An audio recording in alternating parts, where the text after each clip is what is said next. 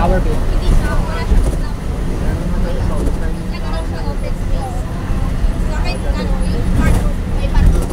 Oo, ayun yung ako sa ito. Parang malaki parking.